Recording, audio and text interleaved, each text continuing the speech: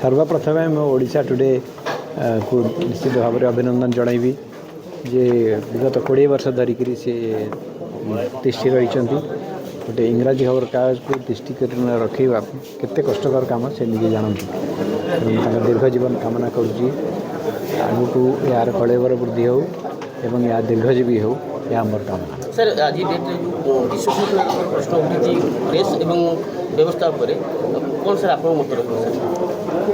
Press तो विश्वसनीयता हरइले केबे हेले तिष्ठि पारिबो ना, किंतु जो वातावरण बर्तमान सृष्टि हो चली चारिआडे आम देखुचे ये अनेक अनुष्ठान निज निजर विश्वसनीयता हरई यही परिप्रेक्षी में प्रेस को तार निजर विश्वसनीयता न हरई निजर गोटे परिचय सृष्टि करने अत्यंत कष्टकर कथा। आम केवल प्रेस को दोष देले हेब नहीं, समग्र समाज एपाई प्रस्तुत होगा दरकार जे से सत कथा शुणापी से मन में साहस थी दरकार और धैर्य थी दरकार। निश्चित भाव में कहि गोटे निंदनीय कार्य ये व्याधि सारा भारत वर्ष में बर्तमान देखा पाचे ये विधानसभा गुड़िक क्रमे क्रमे गोटे केवल औपचारिक अधिवेशन हिसाब से परिणत हो कारण जो उद्देश्य नहीं कि सेगुड़ा गठित होता जो उद्देश्य नहीं कि संविधान में एत मान्यता दि जाए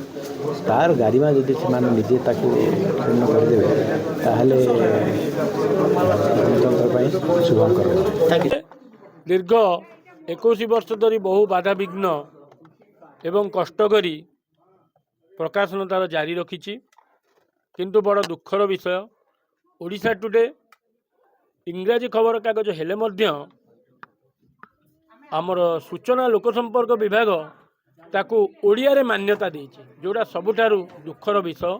वर्तमान जेते गुड़िए खबर कागज प्रकाश पाइछि ता मध्य सर्वप्रथम ओडिशा टुडे प्रकाश पाइथिला किंतु सी आज ओडिया श्रेणीभुक्त किंतु ता पछरे बहु खबर कागज जो इंग्राजी जो माने भी प्रकाश करछंती सेटा इंग्राजी भुक्त। तेणु आम राज्य सरकार को अनुरोध करुचु जे वर्तमान जो डबल इंजिन सरकार आसी आम कथा विचार करिए बोली आमर आशा और भरोसा।